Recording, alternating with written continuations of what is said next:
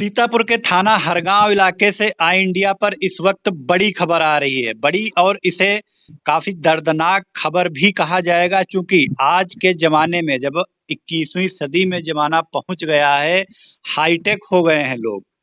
बेटी और बेटों में फर्क नहीं किया जाता है। अब बेटियां हर मोर्चे पर बेटों के बराबर खड़ी नजर आ रही। कॉमनवेल्थ गेम इन दिनों चल रहे हैं और भारत की बेटियां उनमें भी परचम फहरा रही हैं। देश के सर्वोच्च पद राष्ट्रपति की कुर्सी पर एक आदिवासी महिला बैठी हुई है। ऐसे में एक पिता तीसरी बेटी होने पर उसे नदी में फेंक देता है। अपने आप में ये बेहद शर्मनाक हादसा है। फिलहाल इस घटना की सच्चाई क्या है, यह जानने के लिए हम सीधे जुड़ रहे हैं अपने हरगांव के सहयोगी अनूप रस्तोगी से, जिन्होंने गांव पहुंचकर पूरे मामले की पड़ताल की है। अनूप जी, क्या कुछ निकल के सामने आया? उदय जी, आपको बता दें कि ये घटना जो है थाना हरगांव क्षेत्र के अंतर्गत जौड़ौना ग्राम सभा की है, जहां के निवासी रहीस पुत्र प्रसादी, इनके घर अभी 6 दिन पूर्व इस बच्ची का जन्म हुआ था और इससे पहले भी इनके 2 बेटियां थीं। तो इन्होंने जो है आज, जैसा कि मौके पर जाकर पता चला कि इन्होंने जो इनके गांव से 1.5 किलोमीटर दूर पर सरायन नदी निकली है ग्राम सिकटिया के पास से जी। वहां ये सुबह जाते हैं और उस 6 दिन की नवजात बच्ची को जो है नदी में फेंक देते हैं। जी। तो घटना ये सुबह से जो है चल रही थी, लेकिन कोई जो है ये नहीं कह रहा था कि किसी ने देखा है क्या है। तो जब मौके पर पड़ताल की गई तो मौके पर दर्जनों लोगों ने बताया कि बच्ची जो है रोते हुए जा रही थी। बच्ची रो रही थी तो ग्रामवासियों ने समझा, जो बगल के जो दोनों गांव है, इधर सिकटिया है और उधर जादवपुर है, 2 गांव आमने सामने हैं नदी के पास में। वहां के लोगों ने ये बताया कि जो है बच्ची रोती हुई जा रही थी, तो हम लोगों ने ये समझा कि ये डॉक्टर को दिखाने जा रहे हैं। लेकिन जब उधर से ये निकले तो बच्ची इनके पास नहीं थी। लेकिन थोड़ी देर के बाद जब जानकारी पुलिस को हो जाती है और मौके पर पुलिस पहुंचती है, तब ये दोबारा अपने जो है घर वालों के साथ उस बच्ची के शव को ढूंढने आते हैं यहाँ पर। लेकिन बच्ची का शव नहीं मिलता है। इनके 2 बेटियां पहले से थी। इनका ये कहना है कि जो है बच्ची जो है बीमार थी और जो है वो रात में खत्म हो गई। लेकिन वहां पर जो लोग, जो नदी के पास जो दोनों गांव हैं, बिल्कुल 50 मीटर पे दोनों गांव हैं, उन ग्रामवासियों का ये कहना है कि जो है बच्ची रोते हुए गई है और ये नदी में बच्ची को फेंक के आए हैं।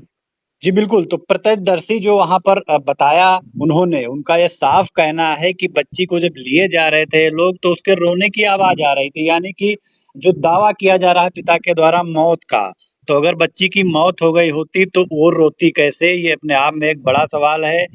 एक नहीं, कई प्रत्यक्षदर्शी वहां मौजूद थे जिन्होंने ये देखा है और उन्होंने ये बताया भी है। अनुज जी बताइए, पुलिस का क्या कुछ पक्ष अभी तक निकल के सामने आया? पुलिस थानाध्यक्ष हरगांव और अपने पुलिस बल के साथ मौके पर गए थे और वहां जो है जिसकी पुत्री है उससे बात भी किया उन्होंने। तो उसने यही बताया कि वो बीमार थी और रात में खत्म हो गई और इसके बाद जो है हमने शव को प्रवाहित कर दिया है। उसने कहा हमने शव को प्रवाहित कर दिया है। लेकिन जो है तो थानाध्यक्ष भी यही उनका कहना है कि उसने शव को प्रवाहित कर दिया है। तो उनसे जो है बात की गई तो उन्होंने यही बताया कि जांच चल रही है, जांच होगी इस विषय में, तभी कुछ कहा जा सकता है।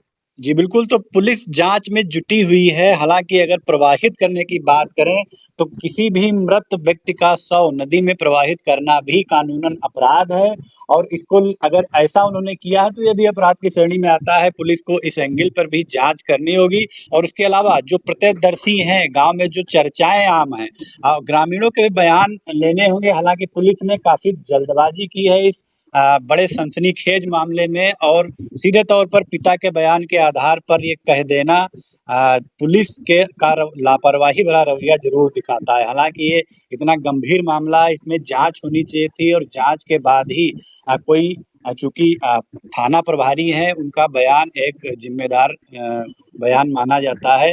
फिलहाल जो अनूप जी वहां गए और ग्रामीणों से बातचीत की, और ग्रामीणों ने क्या कुछ बताया घटना को लेकर जी के, उदय वो भी। जी, उदय जी, जी। ग्रामीणों ने ये भी बताया जी। कि अमूमन हम लोग जो जैसे 1-2 दिन का बच्चा हुआ खत्म हो जाता है तो उसको हम लोग कभी जल में प्रवाहित नहीं करते हैं। उसको मिट्टी में गहरा गड्ढा खोद के उसको जो है जो है दफनाने का काम हम लोग करते हैं, लेकिन ये ग्रामवासियों का कहना था कि जी। हम लोग इस टाइप का काम नहीं करते हैं। और जहाँ तक बात है कि जो इधर गांव वालों का कहना है कि जो उसके गांव वालों का कहना है, जड़ौना गांव वालों का, जी। ये मतलब दबी जुबान वो लोग खुलकर नहीं कह रहे हैं। वो लोग, उनका लोग ये कहना था कि 2 बेटियां इनके पहले से थी और ये तीसरी बेटी जो है इनके हुई है, तो इसको ये बात नागवार थी, गुजरी इसके पिता को। जी, लोगों का बिल्कुल। ये भी कहना दबी जुबान से। जी, बिल्कुल, जैसा आपने बताया प्रवाहित वाली बात, तो ये सच है, चूँकि हिंदू धर्म में बच्चों का अंतिम संस्कार अगर वो मृत हो जाते हैं तो उनको दफनाया ही जाता है। ऐसी परंपरा है, ऐसी रस्म है हिंदू धर्म में। खैर, जो ग्रामीणों ने कुछ कहा है उसकी भी कुछ फुटेज इंडिया के पास मौजूद है, हम आपको वो भी दिखाएँगे कि ग्रामीणों का क्या कुछ कहना है। उसके पहले 2 बेटियाँ थी और एक तीसरी बेटी हुई थी। उसके बाद आज सुबह जब वो लिए जा रहे थे बच्ची को, तो उसके रोने की आवाज़ लोगों ने सुनी, ये भी ग्रामीणों ने बताया। आप देखिए ग्रामीणों का क्या कुछ कहना है मामले पर। मतलब तड़के जो लोग लैट्रिन गए, हाँ सुबह लोग देखी ना। लेकिन ना है, हाँ जो लेटिन गए हैं कारण बच्ची रोत रहा है उतना ऐसे न दिन रहा है। अच्छा रोत रहा है। रोते ही तो फेंके गए हैं इसमें कई काफी। दवाई कराए होते आदमी अरे जमोगो थोड़ो होते। अरे वो जड़ौना को पता लगा शादी तेली है। अरे जड़ौना के वही हैं, क्या नाम है? रहीस रहीस। दो लोड़िया है के दो लोड़िया है तीसरी हुई।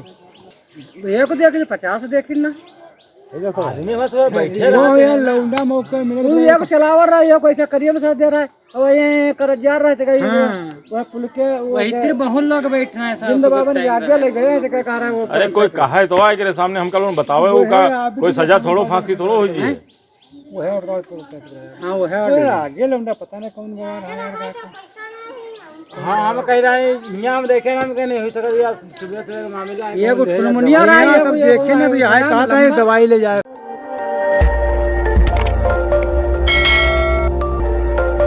खबर आपकी, नजर हमारी। देखते रहिए आई इंडिया।